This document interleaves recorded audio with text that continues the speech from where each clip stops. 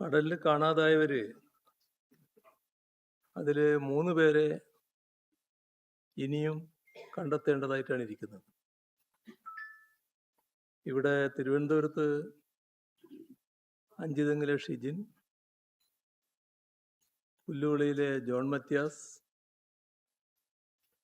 ചവറ പുത്തൻതറയിലെ ഗൗതം കൃഷ്ണ, ഇത്രയും ആളുകളെയാണ് കണ്ടെത്താനുള്ളത്. ഈ മരണപ്പെട്ടവരുടെയും കണ്ടെത്താനുള്ളവരുടെയുമെല്ലാം കുടുംബങ്ങൾ അതീവ ദുഃഖത്തിലാണ്. അവരുടെ ദുഃഖത്തിൽ പങ്കുചേരുന്നു. മരണപ്പെട്ടവരുടെ കാര്യത്തിൽ അഗാധമായ അനുശോചനവും രേഖപ്പെടുത്തുന്നു. ഇതോടൊപ്പം കണ്ണൂരിൽ രക്ഷാപ്രവർത്തനത്തിനിടയിൽ മറ്റുള്ളവരുടെ ജീവൻ രക്ഷിക്കാൻ വേണ്ടിയുള്ള പ്രവർത്തനത്തിൽ സ്വന്തം ജീവൻ ബലിയർപ്പിച്ച രാജേഷ്, കടലിൽ കാണാതായ നീണ്ടകരയിലെ ഗൗതം കൃഷ്ണ, പുല്ലുവിളയിലെ ജോൺ, ഇവരുടെ എല്ലാം കുടുംബങ്ങളെ കാണാൻ കഴിഞ്ഞിരുന്നു. അവർക്ക് ഒന്നും ആശ്വാസം ആവില്ലെങ്കിലും അവരുടെ ബുദ്ധിമുട്ടിൽ പങ്കുചേർന്നു സഹതപിക്കുക എന്നുള്ളത് മാത്രമേ ഇപ്പോൾ സാധിച്ചിട്ടുള്ളൂ. അവരെല്ലാവരും, ആ കുടുംബങ്ങൾ ഒരുപാട് പ്രശ്നങ്ങളാണ് അവതരിപ്പിച്ചിട്ടുള്ളത്. ആ പ്രശ്നങ്ങൾക്ക് പരിഹാരമുണ്ടാകണം. ഇപ്പോഴും ഒരു അനിശ്ചിതത്വം ആ കാര്യത്തിൽ നിൽക്കുന്നുണ്ട്. ഇപ്പോ മരണമടയുന്നത് കുടുംബത്തിൻ്റെ അത്താണിയായിട്ടുള്ളവരാണ്. അതോടെ കുടുംബത്തിൻ്റെ അവസ്ഥ എന്താകുമെന്നത് സാധാരണഗതിയിൽ ഊഹിക്കാവുന്നതേയുള്ളൂ. അപ്പം അങ്ങനെ നിരാലംബമാകുന്നൊരവസ്ഥ കുടുംബങ്ങൾക്കുണ്ടാകരുത്. ചിലര് ജീവിതത്തിൻ്റെ ഭാഗമായി കടങ്ങളെടുത്തിട്ടുണ്ട്. വലിയ കടബാധ്യത ഉള്ളവരുണ്ട്. അതോടൊപ്പം താമസിക്കാൻ സൗകര്യപ്രദമായ വീടില്ലാത്തവരുണ്ട്. അപ്പം ഇത്തരം കുടുംബങ്ങളെ പ്രത്യേകമായി തന്നെ കണക്കിലെടുത്ത് ആവശ്യമായ നടപടികൾ സ്വീകരിക്കണം. ഇതിലൊരു പുതുമയൊന്നുമില്ല. ഇത്തരം കാര്യങ്ങളിൽ നമ്മുടെ സംസ്ഥാനം സ്വീകരിക്കുന്ന നടപടികളുണ്ട്. ആ നടപടികൾ തുടരുകയാണ് ഏറ്റവും പ്രധാനം.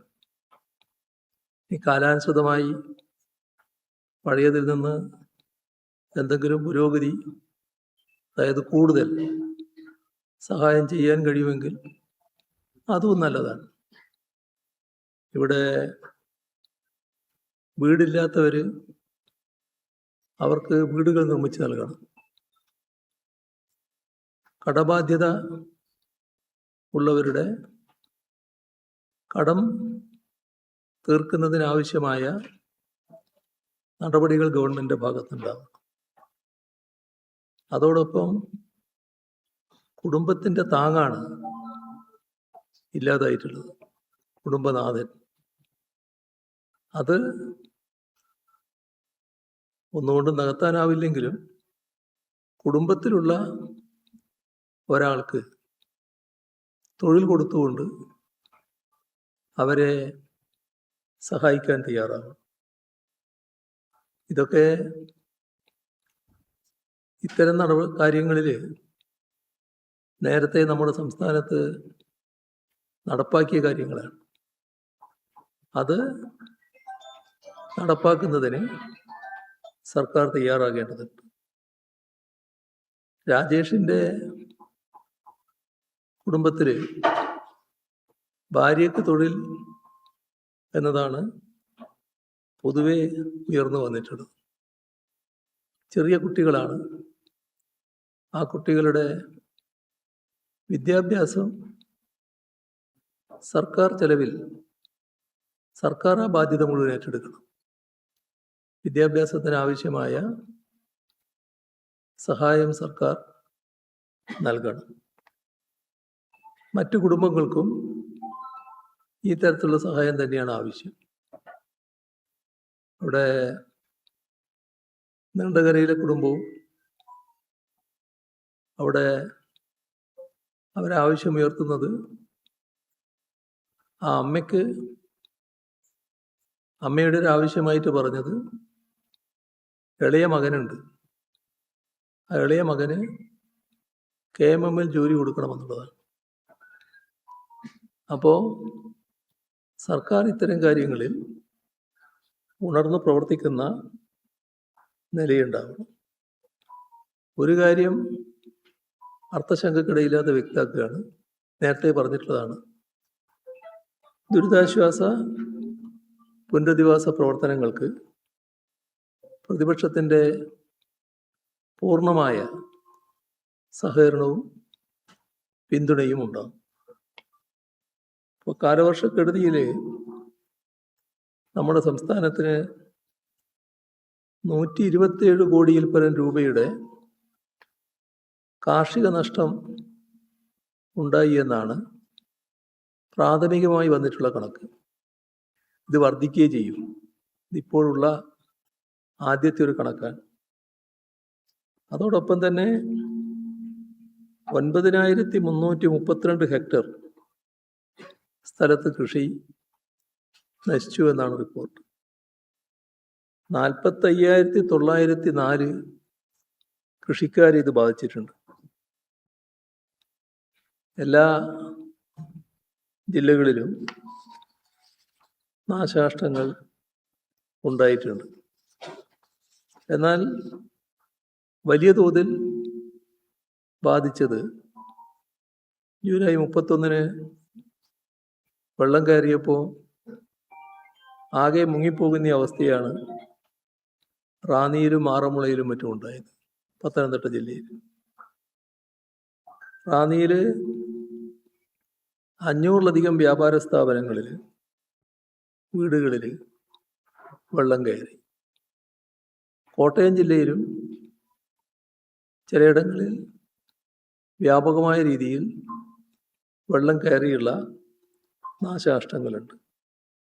ഇപ്പോൾ കോടിക്കണക്കിന് രൂപയുടെ നഷ്ടം, പ്രത്യേകിച്ച് ഓണക്കാലായതുകൊണ്ട് ഓണത്തിന് വേണ്ടിയുള്ള സാധനങ്ങളൊക്കെ സംഭരിച്ചു വെച്ചതാണ്. അവിടെയാണ് ഒന്നും ചെയ്യാൻ പറ്റാതെ രാത്രി വെള്ളം കയറുന്ന അവസ്ഥയുണ്ടായത്. എല്ലാം നശിച്ചു പോകുന്ന നിലയാണ് വന്നിട്ടുള്ളത്.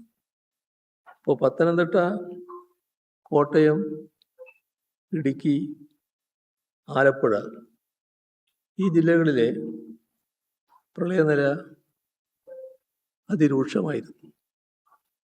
കുട്ടനാട്ടിലും വലിയ നാശനഷ്ടങ്ങളാണ് വെള്ളക്കെട്ടുണ്ടാക്കിയത്. ഇപ്പോൾ കോട്ടയം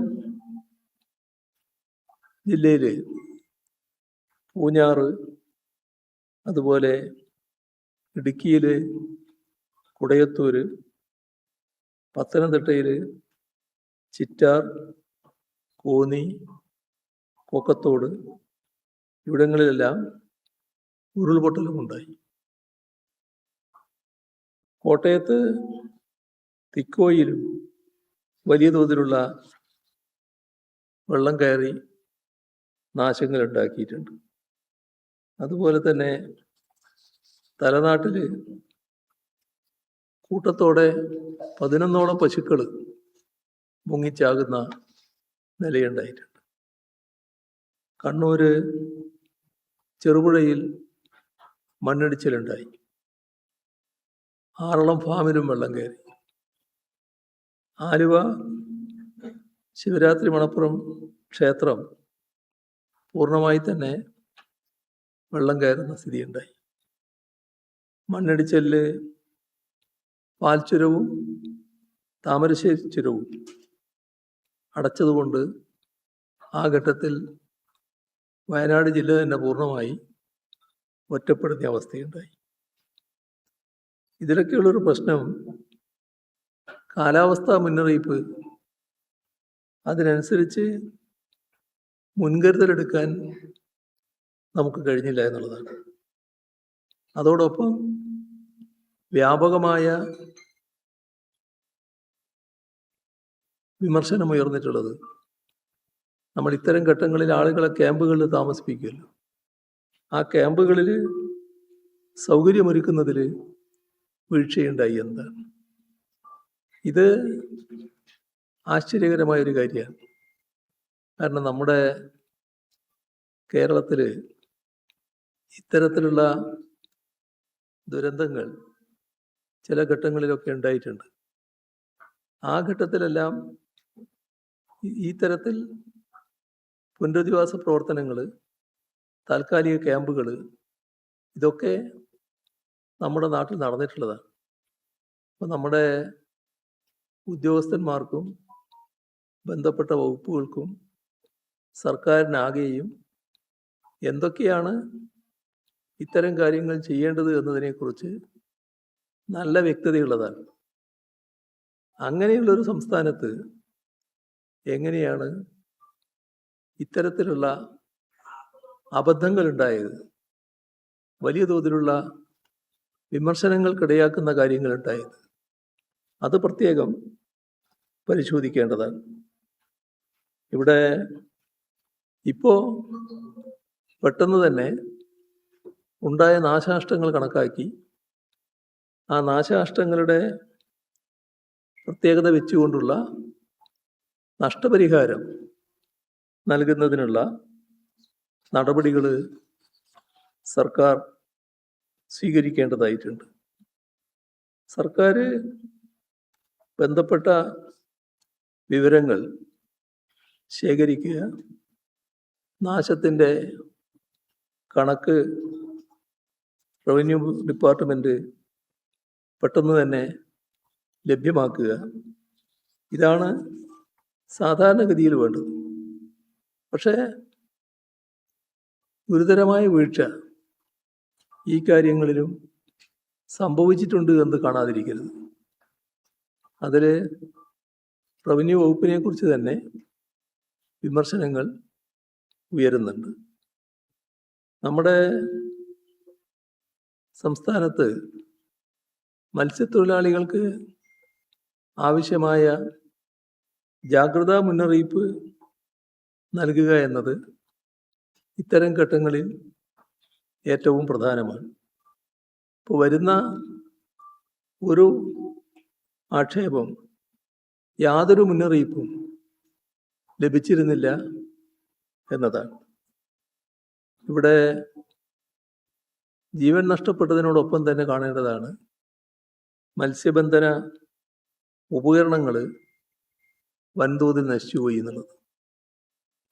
അവിടെ കൊല്ലം ജില്ലയിൽ കണ്ടൊരു കാര്യം, ഒരു വള്ളം അവർ വീട് വിറ്റുണ്ടാക്കിയത്, ആ വള്ളമാണ് പൂർണ്ണമായി നശിച്ചു പോയത്. വലയും മറ്റു കാര്യങ്ങളും എല്ലാം നശിച്ചു. അപ്പോൾ ജീവസന്ധാരണത്തിന് വേണ്ടി സ്വീകരിച്ച വലിയ പ്രതീക്ഷയോടെ സ്വീകരിച്ച നടപടികൾ ആകെ തകർന്ന് നിസ്സഹായാവസ്ഥയിലാകുന്ന കുടുംബങ്ങൾ. അപ്പോൾ അതിനെല്ലാം അർഹമായ നഷ്ടപരിഹാരം നൽകാൻ കഴിയണം. അതിൽ സാങ്കേതികമായ പ്രശ്നങ്ങൾ അല്ല ഗൗരവമായി നോക്കേണ്ടത്. നഷ്ടപരിഹാരം നൽകേണ്ട കാര്യങ്ങൾക്ക് നഷ്ടപരിഹാരം നൽകുന്നതിന് മുൻതൂക്കം നൽകണം. ഇപ്പോൾ ഒരു പ്രശ്നം ഇന്നലെ പറഞ്ഞത്, ഞാൻ ആ വീട് സന്ദർശിച്ചപ്പോൾ പറഞ്ഞൊരു കാര്യമാണ്. അവരുടെ ബോട്ട് വാങ്ങി, പുതിയ വള്ളമാണ്. ആ പുതിയ വള്ളം സാധാരണഗതിയിൽ ഇൻഷൂർ ചെയ്യണം. ഇൻഷൂർ ചെയ്ത് നല്ല നടപടികൾ ആരംഭിക്കുകയാണ്. ആ ആരംഭിക്കുന്നതിനിടയ്ക്ക് ഒരു കടലിൽ പോവുകയാണ്. അപ്പോൾ സാധാരണഗതിയിൽ ഇങ്ങനൊരു കാര്യം പ്രതീക്ഷിക്കുന്നില്ല.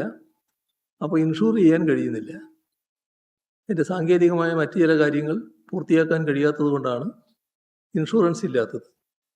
ഇത്തരം കാര്യങ്ങളിൽ സർക്കാർ തന്നെ ചില അയവേറിയ സമീപനം സ്വീകരിക്കേണ്ടതായിട്ട് വരും.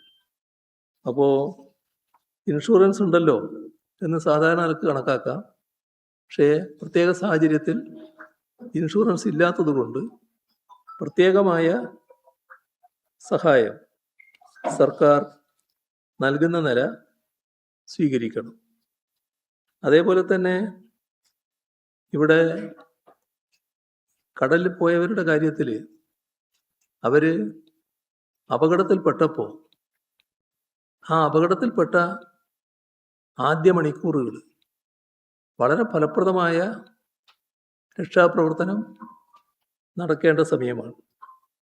പക്ഷേ വലിയ തോതിലുള്ള കൃത്യവിലോപം ഉണ്ടായി എന്നതാണ് ഈ കുടുംബങ്ങൾക്കും തീരദേശത്താകെയും നാട്ടിലും ഉള്ള അഭിപ്രായം. അത് എന്തുകൊണ്ടാണ് സംഭവിച്ചത്? ഇവിടെ ഇത്തരം ഘട്ടങ്ങളിൽ സ്വീകരിക്കേണ്ട നടപടികൾ അറിയാത്തവരല്ല നമ്മുടെ വകുപ്പുകൾ. മുൻകാല അനുഭവമുണ്ട്. എന്തുകൊണ്ട് ഇത്തരമൊരു അപകടം ഉണ്ടായപ്പോൾ പെട്ടെന്ന് ഉണർന്ന് പ്രവർത്തിക്കാൻ കഴിഞ്ഞില്ല? ഒരു പ്രകൃതി ദുരന്തമുണ്ടാകുന്ന ഘട്ടത്തിൽ രാഷ്ട്രീയമായ ആരോപണങ്ങൾ ഉന്നയിക്കേണ്ട ഘട്ടമല്ല. അതുകൊണ്ട് തന്നെ അത്തരം കാര്യങ്ങളിലേക്ക് ഞങ്ങളിപ്പോൾ പോകുന്നില്ല. പക്ഷേ വ്യാപകമായി വിമർശനം ഉയരുമ്പോൾ അത് പരിശോധിക്കാൻ സർക്കാരിന് ബാധ്യതയുണ്ട്.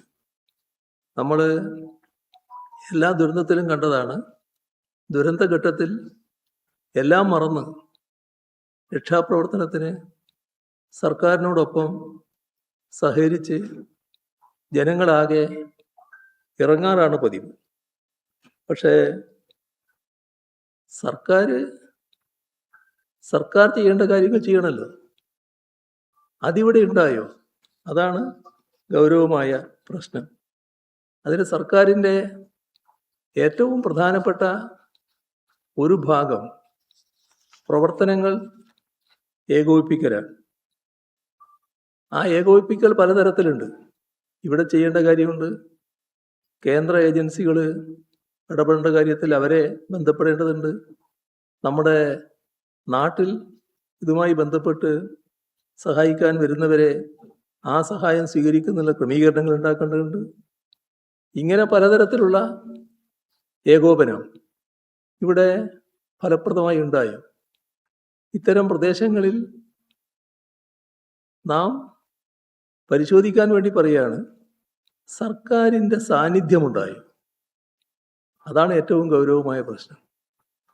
നമ്മുടെ നാട്ടിൽ മുൻകാലങ്ങളിൽ ദുരന്തങ്ങൾ ഉണ്ടായപ്പോൾ ആ ദുരന്തം തന്നെയാണ്.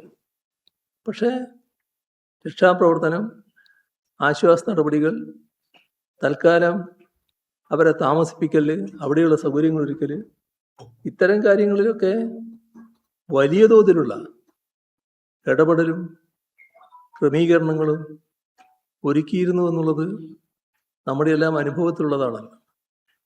അതിലാണ് വീഴ്ച സംഭവിച്ചിട്ടുള്ളത്. ഇപ്പോൾ ഒരു പരാതി, കുടുംബങ്ങൾക്കുള്ള പരാതി, അപകടത്തിൽപ്പെട്ടു, ആ വിവരം അറിഞ്ഞു അവരെ രക്ഷപ്പെടുത്തുന്നതിന് ഹെലികോപ്റ്റർ വഴിയുള്ള ശ്രമം നടത്തണം എന്ന പൊതുവിലുള്ള ആവശ്യമുയർന്നു. പക്ഷേ അത് പരിഗണിച്ചു പോലുമില്ല എന്ന അഭിപ്രായമാണ്, എന്ന വികാരമാണ് ഈ കുടുംബങ്ങൾക്കാകെയുള്ളത്. ഇവിടെ എന്തെല്ലാം സംഭവിച്ചു അതിന്? വിഴിഞ്ഞത്ത് കാണാതായ മത്സ്യത്തൊഴിലാളി ജോൺ മത്യാസിൻ്റെ മകള്, നീണ്ടകരയിലെ കുടുംബത്തിലെ 3 പേർ നഷ്ടപ്പെട്ട വീട്ടമ്മ, ഇവരൊക്കെ സർക്കാർ ഓഫീസുകൾക്ക് മുന്നിൽ, തെരുവിൽ, മാധ്യമങ്ങൾക്ക് മുന്നിൽ വിലപിക്കുന്ന ദയനീയ കാഴ്ചയല്ലേ നമുക്ക് കാണേണ്ടി വന്നത്? എന്തുകൊണ്ടാണ് അത്തരമൊരു ഘട്ടത്തിൽ ഫലപ്രദമായ നടപടികൾ സ്വീകരിക്കാൻ കഴിയാതിരുന്നത് എന്നത് നാം ഗൗരവമായി കാണണം. ഇതൊരു വിമർശനമായി ഉന്നയിക്കുന്ന കാര്യമല്ല, ഇതൊരു അനുഭവമാണ്. നമ്മുടെ സംസ്ഥാനത്തുണ്ടായൊരു ദുരനുഭവം. ആ ദുരനുഭവം ആവർത്തിക്കരുത്. സർക്കാർ ഇത്തരം ഘട്ടങ്ങളിൽ ഉണർന്ന് പ്രവർത്തിക്കാൻ തയ്യാറാകണം. അങ്ങനെ കഴിയണമെങ്കിൽ ഉണ്ടായ വീഴ്ച പൂർണ്ണമായി ഉൾക്കൊള്ളുന്ന അവസ്ഥയുണ്ടാവണം. ആ വീഴ്ച ഉൾക്കൊണ്ടുകൊണ്ട് ഇനി അത്തരം വീഴ്ചകൾ സംഭവിക്കാതിരിക്കാനുള്ള ജാഗ്രതയാണ് ഉണ്ടാകേണ്ടത്. ഇവിടെ ശ്രദ്ധിക്കേണ്ട കാര്യം, ദിവസങ്ങൾ 10 ദിവസമൊക്കെ കഴിഞ്ഞിട്ട് സർക്കാരുമായി ബന്ധപ്പെട്ട ഒരു മന്ത്രിയും മറ്റും ഒരു സ്ഥലത്തെത്തിപ്പെടുക എന്ന് പറഞ്ഞാൽ അതുണ്ടാക്കുന്ന വികാരം എത്ര വലുതായിരിക്കും ആ കുടുംബത്തിന്. അതിലാണ് ആവർത്തിച്ച് പറയുന്നത്, ഇത്തരം കാര്യങ്ങളിൽ ആദ്യഘട്ടം മുതൽക്കേ മന്ത്രിമാര് അവിടെ ക്യാമ്പ് ചെയ്തുകൊണ്ട് ഫലപ്രദമായി നേതൃത്വം കൊടുക്കുന്ന അവസ്ഥയാണ് ഉണ്ടായിരുന്നത്.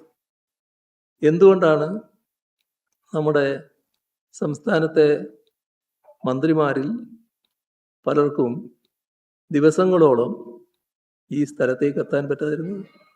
അതിൻ്റെ അർത്ഥം എന്താ? ഒരു മന്ത്രിയും ദിവസങ്ങളോളം ഒരു സ്ഥലത്തെത്തുന്നില്ല എന്നാണ്. അങ്ങനെ സംഭവിക്കാമോ?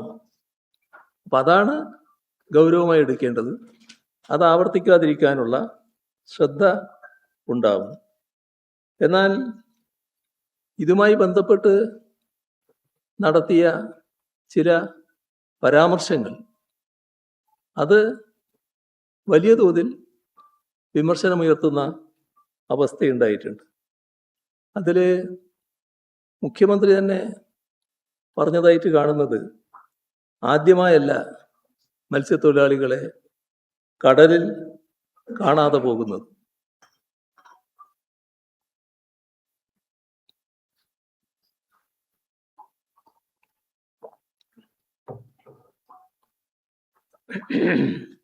പിന്നെ അദ്ദേഹം പറഞ്ഞതായിട്ട് പുറത്ത് വന്നിട്ടുള്ള വാർത്ത, തീരപ്രദേശത്തെ ആളുകളെ അറിയാലോ എന്നോ മറ്റോ ഒരു പരാമർശം നടത്തിയതായിട്ടും പുറത്തു വന്നിട്ടുണ്ട്. ഇതൊക്കെ അതിവൈകാരികമായി പ്രതികരിക്കുന്ന അവസ്ഥയിലേക്ക് തീരപ്രദേശത്തെ ജനങ്ങളെ എത്തിച്ചിട്ടുണ്ട്. കാരണം ആ പ്രദേശത്തെ ജനങ്ങളെ ആകെ അവഹേളിക്കുന്ന ഒരു പ്രസ്താവനയാണ് എന്ന മട്ടിലാണ് ഈ ദുരന്തത്തിനിരയായ കുടുംബങ്ങളും അവിടെയുള്ള ജനങ്ങളും ഇതിനെ കാണുന്നത്. ഇവിടെ മറ്റൊരു കാര്യം ശ്രദ്ധിക്കേണ്ട കാര്യമാണ്, ഈ അപകടത്തിനിരയായ ജോൺ മത്യാസിൻ്റെ മകള് ജിജി സർക്കാരിൻ്റെ അനാസ്ഥക്കെതിരെ സംസാരിച്ചു. അവർ അനുഭവിക്കുന്ന വേദനയില്ലേ, ആ വേദനയുടെ ഭാഗമായിട്ട് ചിലപ്പോൾ പൊട്ടിത്തെറിച്ച് സംസാരിക്കുമല്ലോ, സാധാരണ നിലവിട്ടും സംസാരിക്കുമല്ലോ.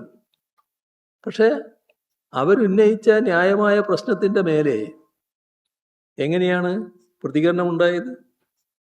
അവർക്ക് നേരെ UDF അനുകൂലികൾ ഭീകരമായ സൈബർ ആക്രമണമാണ് നടത്തിയത്. ഒരുതരം കൊട്ടേഷൻ സംഘം പോലെ ഇറങ്ങുകയാണ്. എന്നിട്ട് അവർക്കെതിരെ, അവരെല്ലാം നഷ്ടപ്പെട്ടു നിൽക്കുകയാണ്, അവർക്കെതിരെയാണ് വ്യാപകമായ സൈബർ ആക്രമണം നടത്തുന്നത്. ഈ സൈബർ ആക്രമണം സാധാരണഗതിയിൽ വലിയ കുറ്റമല്ലേ? ആ കുറ്റവാളികൾക്കെതിരെ എന്തെങ്കിലും നടപടിയെടുത്തോ? എന്തുകൊണ്ടാണ് നടപടിയെടുക്കാത്തത്? UDF അനുകൂലികളായവർ ചെയ്തതുകൊണ്ട് സർക്കാരിനെ സംരക്ഷിക്കാൻ വേണ്ടി ഇവർ ഇടപെട്ടു എന്നാണ്. ആ ധാരണയിൽ മറ്റു നടപടികളിലേക്ക് കടന്നില്ല എന്നതാണ് വന്നിട്ടുള്ളത്. ഇവിടെ ഏറ്റവും പ്രധാനപ്പെട്ട പ്രശ്നം ഇതിൻ്റെ ആദ്യ മണിക്കൂറുകൾ, ആ ഘട്ടത്തിൽ ഉണ്ടായ നിസ്സംഗത തന്നെയാണ്. അടിയന്തര സാഹചര്യങ്ങൾ ഒരുപാട് നമുക്ക് നേരിടേണ്ടി വന്നിട്ടുണ്ട്. ആ ഘട്ടങ്ങളിലെല്ലാം വലിയ തോതിൽ സഹായം നമുക്ക് നമ്മുടേതല്ലാത്തവരിൽ നിന്ന് ലഭിച്ചിട്ടുണ്ട്. ഞാൻ ഉദ്ദേശിക്കുന്നത് നമ്മുടെ ഏജൻസികളല്ലാത്ത, എന്നാൽ കേന്ദ്ര ഏജൻസികൾ, ആ കേന്ദ്ര ഏജൻസികളുടെ സഹായം വിവിധ ഘട്ടങ്ങളിൽ നമ്മുടെ സംസ്ഥാനം സ്വീകരിച്ചിട്ടുണ്ട്. എൻ്റെ അനുഭവം പറയാൻ, ഇത്തരം അപകടങ്ങൾ ഉണ്ടാകുന്ന ഘട്ടത്തിൽ കേന്ദ്ര ഏജൻസികളെ ബന്ധപ്പെട്ടാൽ ഒരു പ്രയാസവുമില്ലാതെ അവർ സഹായിച്ചിട്ടുണ്ട് എല്ലാ ഘട്ടത്തിലും. പക്ഷേ ഇവിടെ എന്താ നമുക്ക് കേൾക്കാൻ കഴിഞ്ഞത്? BJPയുടെ സംസ്ഥാന അധ്യക്ഷൻ പറയാണ്, ഒരു മന്ത്രി എന്നെ ബന്ധപ്പെട്ടു, നിങ്ങൾ സഹായിക്കണം എന്ന് പറഞ്ഞു. അങ്ങനെ ഞാൻ ബന്ധപ്പെട്ടു. ആ ബന്ധപ്പെട്ടതിൻ്റെ ഭാഗമായി സഹായങ്ങൾ ചെയ്തിട്ടുണ്ട്. എന്താണിത്? നമ്മുടെ നാടിൻ്റെ അനുഭവത്തിൽ അങ്ങനൊരു വശമില്ല. ഇവിടെ ഏതെല്ലാമോ ദുരന്തങ്ങൾ ഉണ്ടായിട്ടുണ്ടല്ലോ. ഒരുപാട് ദുരന്തങ്ങൾ നമ്മൾ നേരിട്ടിട്ടുണ്ടല്ലോ. ആ ദുരന്തങ്ങൾ നേരിട്ട ഘട്ടത്തിലൊന്നും ഒരു രാഷ്ട്രീയ പാർട്ടിയുടെയും പ്രത്യേക സഹായം, ഏജൻസിയുടെ സഹായം ലഭ്യമാകുന്നതിന് വേണ്ടി തേടിയിട്ടില്ല. കേന്ദ്ര ഏജൻസിയെ നേരിട്ട് ബന്ധപ്പെടാം, സംസ്ഥാന ഗവൺമെന്റ് ബന്ധപ്പെടാം. സംസ്ഥാന ഗവൺമെന്റ് ബന്ധപ്പെട്ടാൽ നേവി അടക്കമുള്ള, ആർമി അടക്കമുള്ള ആളുകളുടെ സഹായം നമുക്ക് ലഭിച്ചിട്ടുണ്ട്. ഏത് ഘട്ടത്തിൽ? എന്തിനാണ് ഒരു മന്ത്രി BJPയുടെ സംസ്ഥാന അധ്യക്ഷനോട് അഭ്യർത്ഥിച്ചിട്ട് അവരുടെ ഇടപെടലിലൂടെ സഹായത്തിന് വേണ്ടി കാത്തത്? എന്തേ അതുവരെ ബന്ധപ്പെടാതിരുന്നത്? എന്തുകൊണ്ടാണ് ബന്ധപ്പെടുന്നതിൽ വീഴ്ചയുണ്ടായത്? ഇത് ഗൗരവമായ പ്രശ്നമാണല്ലോ. നമ്മുടെ സംസ്ഥാനത്ത് ഇത്തരം കാര്യങ്ങൾക്ക് അടിയന്തര സന്ദേശം നൽകുന്ന രീതികളുണ്ടല്ലോ. ബന്ധപ്പെട്ട ഉദ്യോഗസ്ഥന്മാരെല്ലാം ഉണർന്ന് പ്രവർത്തിക്കുമല്ലോ. കേന്ദ്ര ഏജൻസികൾ നമുക്ക് നൽകിയ സഹായത്തിൻ്റെ ഭാഗമായി അവരുടെ സഹകരണത്തിൻ്റെ മേന്മ കണ്ട് ദുരന്തങ്ങൾക്കെല്ലാം ശേഷം അവരെ അനുമോദിക്കുന്ന ചടങ്ങ് നടത്തിയതാണ് നമ്മുടെ സംസ്ഥാനം. ആ തരത്തിലുള്ള സഹായമാണ് അവരിൽ നിന്ന് ലഭിച്ചിരുന്നത് ഓരോ ഘട്ടത്തിലും. എന്തേ ഇവിടെ അതിനെല്ലാം ഭംഗം വന്നത്? മാത്രമല്ല, കടലില് ജീവൻ നഷ്ടപ്പെട്ടവരുടെ കാര്യത്തിൽ എല്ലാ തരത്തിലുള്ള സംരക്ഷണ സഹായങ്ങളും, സഹായ പ്രവർത്തനങ്ങളും, പുനരധിവാസ പ്രവർത്തനങ്ങളും, കുടുംബത്തിൻ്റെ സഹായം ഉറപ്പിക്കലും എല്ലാം ഉണ്ടാകണമെന്നുള്ള ഭാഗം ഞാൻ നേരത്തെ പറഞ്ഞു. പക്ഷെ മുഖ്യമന്ത്രി പറഞ്ഞതായിട്ട് കാണുന്നത്, കടലിൽ കാണാതാകുന്നവർക്ക് ആനുകൂല്യം നൽകാൻ 7 വർഷം കാത്തിരിക്കണം എന്ന നിയമം UDF മാറ്റും. അത് അദ്ദേഹം കാര്യങ്ങൾ മനസ്സിലാക്കാത്ത ഒരാളാണെങ്കിൽ എന്തോ അറിയാതെ പറഞ്ഞു പോയതാണെന്ന് പറയാം. നമുക്ക് ഓർമ്മയില്ലേ ഓഖി ദുരന്തം? ഓഖി ദുരന്തമുണ്ടായ ഘട്ടത്തിലാണ് നമ്മുടെ രാജ്യത്ത് എവിടെയും ഇല്ലാത്ത തരത്തിലുള്ള ഇടപെടൽ സംസ്ഥാന സർക്കാരിൻ്റെ ഭാഗത്ത് നിന്ന് വന്നത്. കാരണം ഇതുമായി ബന്ധപ്പെട്ട് നഷ്ടപരിഹാരം നൽകൽ ചെറിയ തുകയായിരുന്നു. നഷ്ടപരിഹാരം നൽകുന്നതിനുള്ള സാങ്കേതിക പ്രശ്നങ്ങളുണ്ടായിരുന്നു. അപ്പോൾ നിയമപ്രശ്നം, സാങ്കേതിക പ്രശ്നം, ഇത്തരം നൂലാമാലകൾ, അതിൻ്റെ ഭാഗമായി ഒരു തടസ്സവും ഉണ്ടാകാൻ പാടില്ല എന്ന നിലപാട് തന്നെ സംസ്ഥാന സർക്കാർ എടുത്തു. അതിൻ്റെ ഭാഗമായി ആ സമയത്ത് കണ്ടെത്താൻ കഴിഞ്ഞില്ല എത്ര പേരെ? 33 പേരെ. അവരടക്കം 142 മത്സ്യത്തൊഴിലാളികൾ. ആ കുടുംബങ്ങൾക്കാകെ അതേവരെ രാജ്യത്തെവിടെയും നൽകാത്ത രീതിയിലുള്ള നഷ്ടപരിഹാരമാണ് നമ്മൾ നൽകിയത്. അതോടൊപ്പം ഈ കാണാതായവർക്ക് ഈ പറഞ്ഞ 7 വർഷത്തെ മാനദണ്ഡമില്ലേ, ആ 7 വർഷത്തെ മാനദണ്ഡം ബാധകമാക്കേണ്ടതില്ല എന്നും തീരുമാനിച്ചു.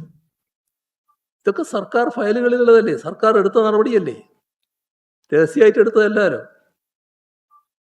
ഞാൻ ഓർക്കുന്നത് അതുമായി ബന്ധപ്പെട്ട് സെക്രട്ടറിമാരുടെ ഒരു സെക്രട്ടറി തല കമ്മിറ്റി ഉണ്ടായിരുന്നു. അവരുടെ ഒരു പരിശോധനയുടെ ഭാഗമായിട്ടാണ് റിപ്പോർട്ടുകൾ വന്നത്. അതിൻ്റെ ഭാഗമായിട്ടുള്ള നടപടിയാണ് സ്വീകരിച്ചത്. അതെല്ലാം നടന്നൊരു നാടല്ലേ ഇത്. അതെല്ലാം അറിയാവുന്നവരല്ലേ നാട്ടുകാർ, അതെല്ലാം അറിയാവുന്നവരല്ലേ തീരദേശത്തെ ജനങ്ങൾ. അവരോടാണ് ഇത് ഈ നിയമം UDF മാറ്റുമെന്ന് പറയുന്നത്. നമ്മൾ മാറ്റിയതാണല്ലോ, കീഴ്വഴക്കമുണ്ടല്ലോ, അതനുസരിച്ച് നടപടികൾ സ്വീകരിക്കാമല്ലോ. ഓക്കി ഘട്ടത്തിൽ സ്വീകരിച്ച നടപടികൾ ഇപ്പം സ്വീകരിച്ചാൽ മതിയല്ലോ. കാണാതായവരുടെ കാര്യത്തിൽ അത്തരം നടപടികളിലേക്ക് കടക്കാമല്ലോ. നമ്മൾ ഓർക്കേണ്ടത് ആ ഘട്ടത്തിൽ 22 ലക്ഷം രൂപ വീതമാണ് ധനസഹായം നൽകിയിരുന്നത്.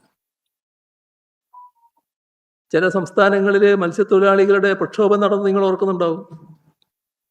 കേരളം ഇങ്ങനെ ചെയ്തിരിക്കുന്നു, ഞങ്ങൾക്ക് കേരളത്തിൻ്റെ മാതൃകയിലുള്ള സഹായം ലഭിക്കണം എന്ന് പറഞ്ഞുകൊണ്ട് നടന്ന പ്രക്ഷോഭം, ആ തരത്തിലുള്ള ഇടപെടലായിരുന്നു നമ്മുടെ ഭാഗത്തുനിന്നുണ്ടായിരുന്നു.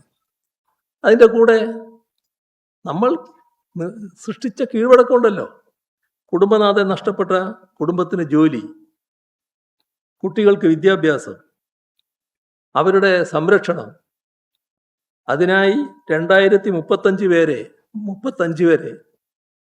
13.5 കോടി രൂപ ട്രഷറിയിൽ നിക്ഷേപിക്കൽ, ഇവയെല്ലാം നടന്ന നാടാണിത്. അതിൻ്റെ അനുഭവമുള്ളവരാണ് തീരദേശത്തെ മത്സ്യത്തൊഴിലാളികൾ. അത് നമ്മൾ ഓർക്കാതിരിക്കരുത്. അപ്പോൾ ഒരു നിയമ സാങ്കേതിക നൂലാമാലകളും ഇതിനൊന്നും തടസ്സമായി വന്നിട്ടില്ല. അപ്പോൾ ആ വസ്തുതകൾ മുഖ്യമന്ത്രി പരിശോധിച്ചിട്ടില്ല എന്നാണ് തോന്നുന്നത്. ഏതായാലും ഇതെല്ലാം ഉണ്ട് എന്ന് അദ്ദേഹത്തെ ഓർമ്മിപ്പിക്കുകയാണ്. നമ്മുടെ ജനങ്ങൾ തെറ്റിദ്ധരിക്കാൻ പാടില്ലല്ലോ. മുഖ്യമന്ത്രിയും പറയുന്ന കാര്യങ്ങൾ വസ്തുതാപരമായിരിക്കണമല്ലോ. അതുകൊണ്ടാണ് ഇത്രയും കാര്യങ്ങൾ ഓർമ്മിപ്പിക്കേണ്ടി വന്നത്. അതേപോലെ മുഖ്യമന്ത്രി നടത്തിയൊരു പ്രസ്താവന, എത്ര ആലോചിച്ചിട്ടും എന്താണ് അങ്ങനെ ഒരു പ്രസ്താവന അദ്ദേഹം നടത്താനിടയായത് എന്ന് പിടികിട്ടുന്നില്ല. അദ്ദേഹം പറഞ്ഞത്, ഇപ്പോൾ 3 പേരെയല്ലേ കാണാതായത്, എന്നാൽ LDFന്റെ കാലത്ത് 148 പേരെ കടലിൽ കാണാതായി. ഇത് ഒരു മുഖ്യമന്ത്രി പറയേണ്ട കാര്യമാണോ? മുഖ്യമന്ത്രി എന്ന നിലയിൽ നടത്തേണ്ട പ്രതികരണമാണോ? പ്രകൃതിക്ഷോഭങ്ങൾക്ക് രാഷ്ട്രീയ മാനം നൽകണോ? അത്യന്തം ഹീനമായ നിലപാടല്ലേ ഇത്. അങ്ങനൊരു നിലപാട് സംസ്ഥാന മുഖ്യമന്ത്രിയുടെ ഭാഗത്ത് ഉണ്ടാകാൻ പാടുണ്ടോ? നമ്മുടെ നാട്ടിൽ ഓരോ കാലത്തും വിവിധ രീതിയിലുള്ള പ്രശ്നങ്ങൾ ഉണ്ടായിട്ടുണ്ട്. കടൽക്ഷോഭം, ചുഴലിക്കാറ്റ്, കാലാവസ്ഥാ വ്യത്യാസം മൂലമുള്ള മറ്റു ദുരന്തങ്ങൾ, ഇതെല്ലാം വരുമ്പോഴാണല്ലോ നമ്മൾ എല്ലാവരെയും വേദനിപ്പിക്കുന്ന അപകടങ്ങൾ സംഭവിക്കുന്നത്. അത്തരത്തിൽ ഒന്നായിരുന്നു ഓഖി. അതിനു മുൻപ് നമ്മുടെ നാട്ടിലും തമിഴ്നാടിൻ്റെ തീരത്തും സുനാമി ആഞ്ഞടിച്ചു. എത്ര വലിയ നഷ്ടമാണ് ഉണ്ടാക്കി വെച്ചത്. അപ്പോൾ ദുരന്തങ്ങളിലെ മരണനിരക്കുകളോ കാണാതെ പോയവരുടെ എണ്ണമോ എടുത്ത് താരതമ്യം ചെയ്യുന്നതിൽ എന്ത് യുക്തിയാണുള്ളത്? അങ്ങനെ ചെയ്യാൻ പാടുണ്ടോ? അതാണ് ആലോചിക്കേണ്ടത്. ഇവിടെ സംഭവിച്ച വീഴ്ചകൾ പൂർണ്ണമായിട്ട് ഉൾക്കൊള്ളുക എന്താണ് പ്രധാനം. ആ വീഴ്ചകൾ മറച്ചു വെക്കാൻ മരണങ്ങളെ വെച്ചുള്ള താരതമ്യത്തിലേക്ക് കടക്കരുത്. അത് സാധാരണ രീതിയല്ല. അങ്ങേയറ്റത്തെ ഹൃദയശൂന്യമായ നിലപാടാണത്. അത്തരമൊരു നിലപാട് സംസ്ഥാന മുഖ്യമന്ത്രിയിൽ നിന്നുണ്ടാകാൻ പാടില്ല. ഇവിടെ അദ്ദേഹം പറഞ്ഞതുകൊണ്ട് ഒരു കാര്യം കൂടി ഓർമ്മിപ്പിക്കുകയാണ്. ആ കാലത്ത് LDFന്റെ കാലത്ത് തെരച്ചിലിലും രക്ഷാപ്രവർത്തനത്തിലും ഒരു തരത്തിലുള്ള പരാതിയും ആരുടെ ഭാഗത്തു നിന്നും ഉയർന്നിരുന്നില്ല.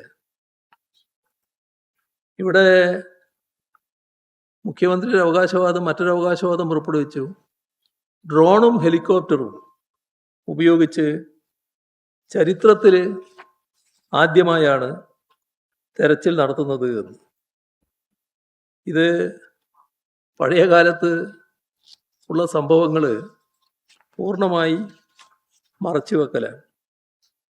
ദുരന്ത സമയത്ത് എയർഫോഴ്സിൻ്റെ, നേവിയുടെ ഹെലികോപ്റ്ററുകൾ, കപ്പലുകൾ അതെല്ലാം ഇവിടെ രംഗത്തിറങ്ങിയിരുന്നു. നൂറുകണക്കിന് തൊഴിലാളികളെ രക്ഷപ്പെടുത്താനും കഴിഞ്ഞിരുന്നു. ഇതെല്ലാം നമ്മുടെ നാടിൻ്റെ അനുഭവമല്ലേ? അത് മറന്നുപോയോ? അപ്പോൾ വർഷങ്ങൾക്ക് മുൻപ് നമ്മുടെ നാടിൻ്റെ ദുരന്തത്തിൽ ഹെലികോപ്റ്ററുകൾ ഉപയോഗിച്ചിട്ടുണ്ടല്ലോ. ആദ്യമാണെന്ന് പറയുന്നത് ശരിയാണോ? ഇപ്പോൾ ഹെലികോപ്റ്ററും ഡ്രോണും ഒക്കെ ഇറങ്ങിയെന്ന് പറയുമ്പോൾ അതിലുള്ള പ്രശ്നം എന്താണ്? നമ്മൾ സാധാരണ പറയാറില്ലേ, റോഡ് ആക്സിഡൻറ്റിലൊക്കെ ഗോൾഡൻ അവറിനെ പറ്റി പറയാറില്ലേ? ആ ഗോൾഡൻ അവർ എന്ന് പറയുന്നത് ഈ അപകടം നടന്ന ആദ്യ മണിക്കൂറുകളാണ്. ആ ഘട്ടത്തിൽ നമുക്ക് നീങ്ങാൻ കഴിഞ്ഞില്ല എന്നുള്ളതാണ് ഇതിനകത്തുള്ള പരാതി. അതാണ് ഗൗരവമായിട്ട് കാണേണ്ടത്. ഇപ്പോ മന്ത്രിമാര് ഇത്തരം ഘട്ടങ്ങളിൽ സംസാരിക്കുമ്പോൾ അല്പം ശ്രദ്ധിക്കുന്നത് നല്ലതാണ്. ഒരു മന്ത്രി സംസാരിച്ചത് കടലിൽ കാണാതായാൽ മൃതദേഹങ്ങൾ കിട്ടാൻ ദിവസങ്ങൾ എടുക്കാറുണ്ട്. അത് സർക്കാർ തെരച്ചിൽ നടത്താഞ്ഞിട്ടല്ല. ഇതാണ് പ്രതികരണം. ഈ പ്രതികരണം എത്ര കണ്ട് മുറിവ് നമ്മുടെ ഈ ദുരന്തത്തിനിരയായ കുടുംബങ്ങൾക്ക് ഉണ്ടാക്കുമെന്നത് അദ്ദേഹം ഓർമ്മിച്ചില്ല എന്നാണ് തോന്നുന്നത്. ഏതായാലും ഇത്തരം കാര്യങ്ങളൊന്നും സാധാരണഗതിയിൽ പറയേണ്ട ഒരു ഘട്ടമല്ല ഇത്. പക്ഷേ വല്ലാത്ത വ്യാപകമായ വീഴ്ചകൾ സംഭവിച്ചപ്പോൾ മേലത് ആവർത്തിക്കാതിരിക്കണമെങ്കിൽ ഇതൊന്ന് ചൂണ്ടിക്കാണിക്കണമല്ലോ എന്ന് തോന്നിയതുകൊണ്ടാണ് ഇത്രയും കാര്യങ്ങൾ പറയാൻ നിർബന്ധിതമായത്. ഒരു കാര്യം ഉറപ്പിച്ച് പറയാണ്, ദുരന്തത്തിനിരയായ മത്സ്യത്തൊഴിലാളി കുടുംബങ്ങളുടെ കണ്ണീരൊപ്പുന്നതിനാവശ്യമായ കാര്യക്ഷമമായ തെരച്ചിൽ നടത്താനുള്ള നടപടികൾ സർക്കാർ അടിയന്തരമായി സ്വീകരിക്കണം. അതോടൊപ്പം കുടുംബങ്ങൾക്ക് നേരത്തെ പറഞ്ഞ രീതിയിലുള്ള എല്ലാ സംരക്ഷണ നടപടികളും സർക്കാരിൻ്റെ ഭാഗത്ത് നിന്ന് ഉണ്ടാകണം.